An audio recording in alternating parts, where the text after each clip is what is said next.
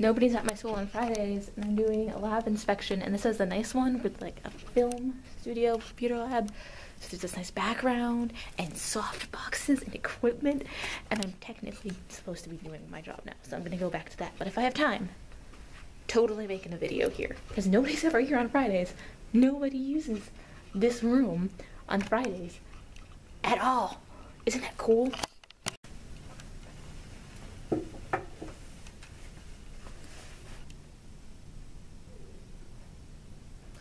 Hi friends, I am afraid. I've admitted that already. I am afraid, and somebody asked me, a white person, a group of white people asked me where my fear is coming from, and it made me realize that so often I am the only person of color in a group and I pass as white, and they just kind of say vaguely racist things all the time, forgetting, of course, that I'm not white, and they think it's okay, and it's not. And I wish I were brave enough to speak up, but I know speaking up comes with the consequence that they won't like me anymore.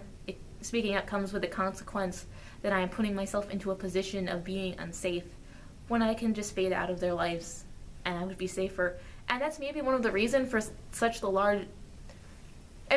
maybe that's one of the reasons why there is such a huge divide in this country, is because people of color, women, the LGBT community, we've created our own places. We've created places where we are safe by leaving the places where we are unsafe.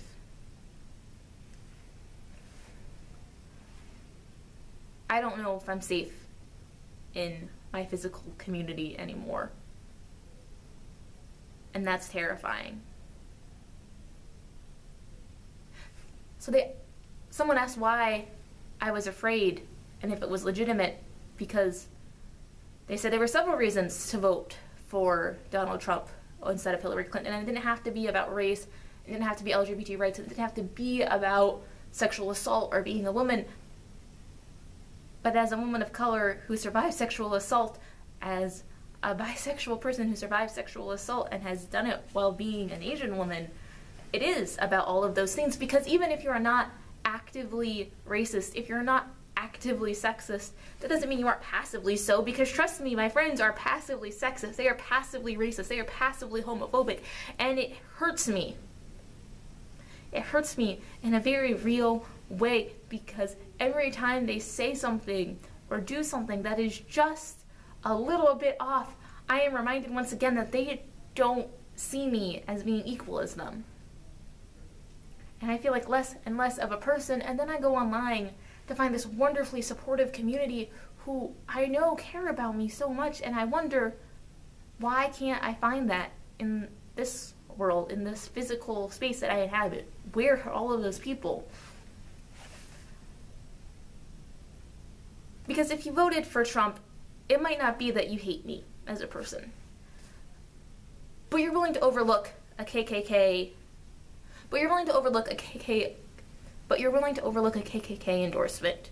You're willing to overlook the white supremacist rhetoric that Trump has been using his entire campaign. You're willing to overlook his allegations of sexual assault, his upcoming trial for child rape. You're willing to overlook his repeated sexist and misogynist policies and speeches and insults. You're willing to overlook his ableism. You're willing to overlook everything.